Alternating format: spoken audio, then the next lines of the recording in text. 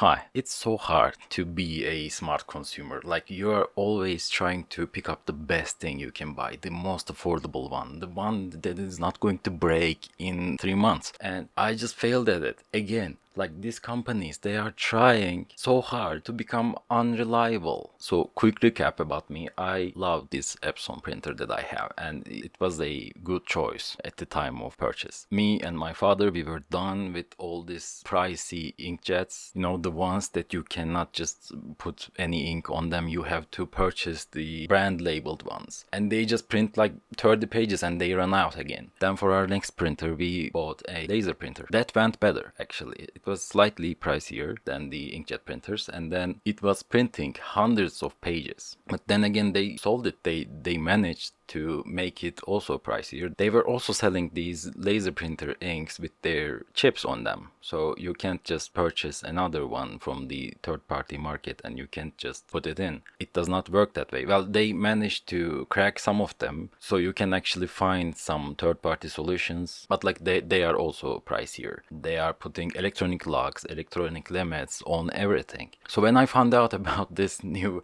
ink tank printers, which you can fill yourself, it was such a relief. Like, my friend bought it first, and it was like the smartest choice there.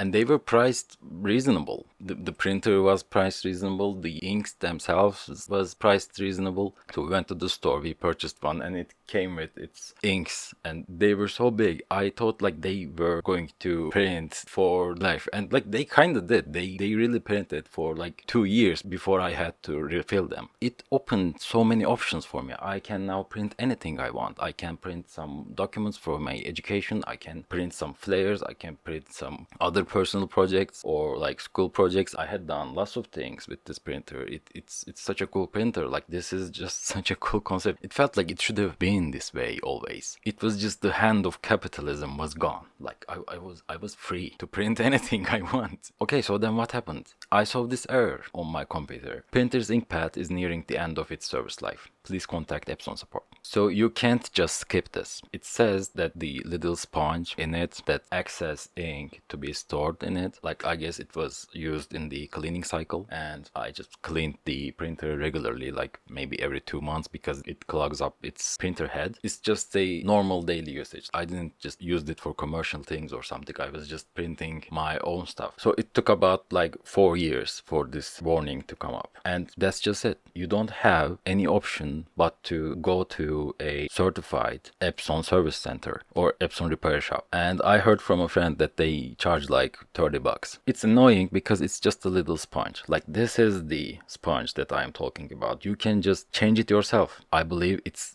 not even that expensive. How expensive can a sponge be? It's probably the shipping cost is 10 times much higher than the production cost of it. Even cutting it into the shape must have cost them more money than producing it. You should be able to change it yourself at home. What's happening? You were going so good. Like, I liked you as a printer. Please don't do this to me, but you did it anyway. So this is another sad story for being a smart consumer. You cannot win in this game. They find a way to make you suffer. And the solution is not like you can just ask for Epson to reset your key from a support chat or something, or a remote configuration. No, they can't do that. You have to pick up your printer, drive to a Epson center, and they have to take care of it. And then you have to pick it up again. So what's the alternative to this? There are some illegal alternatives. I'm not endorsing any of them. Like, I'm saying illegal because like it's probably against their terms of service or something. There are these third-party websites that you can allegedly make that warning go away, and then you have to still change that sponge yourself. And it's such an easy task, by the way. You just unscrew it,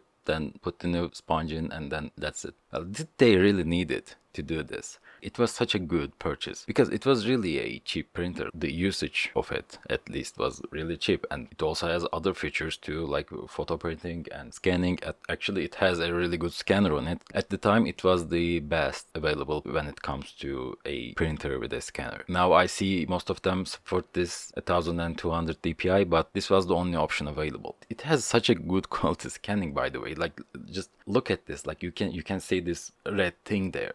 And my bad writing, you can just see it all over the place with these pen marks. Then it never failed to print something. Like, printers, they mostly fail. Like you need it, you just try to open it and then it just doesn't print anything. Maybe just 2 times that happened to me, but I used this for like at least 10,000 times. Most of them were about I didn't open it for 6 months and then it just started its own head cleaning cycle, and that was just it. I waited for 10 minutes. But that's a good thing. Like it should do that. Maybe I would prefer it doing it on its own, but okay, you can do it when I say it, I guess. It didn't ate any papers, like paper never got stuck in it. I actually printed very heavy papers too. We were doing this conference with lots of people and I printed lots of name tags with it. They happened to be very good quality. I didn't expect it. Then I made game cards with it. These are really good quality. Actually, these are not even the ones that I originally used. These are worse quality paper, but they still look amazing. Look at this. Like this is good quality. Well, anyway, I don't know why they are doing this. I know that there is planned obsolescence. They want us to purchase new products every 2 years, and I've been using this for 4 years. They want me to purchase another one, but that's just bad. That's sad for me, not for them. They win this round. They are going to get what they want. Like I said, there are some alternatives, but I don't think you should trust them either. That's a software, download to your computer, and you're still giving them money, like $10 or even more, to do it that way. You don't know those people. It can be ransomware, it can be anything. So the long story short, Epson shouldn't have done this. I was so close to becoming a long-time customer for you. I was just checking out your other printers. There are some good options. Like they are also pricey, by the way. They are not cheap. This concept of printer companies, they are losing on selling the printers and then making more money on the ink sales. I don't think that first part is that much true. I don't think they are losing lots of money with selling these printers, because it's essentially the printer itself is the product now with this ink tank printers, because you can put any ink you want in them. Like they are not going to warn you about it because it's just a liquid. They can't check it. And maybe losing on printer sales and then making money in the ink sales, that can be happening in regular inkjet printers. Like with the ones you also switch the head completely, or you just have to use a chipped ink. They are locked with subscriptions sometimes. So yeah, that might be true with the regular printers, but not in this case.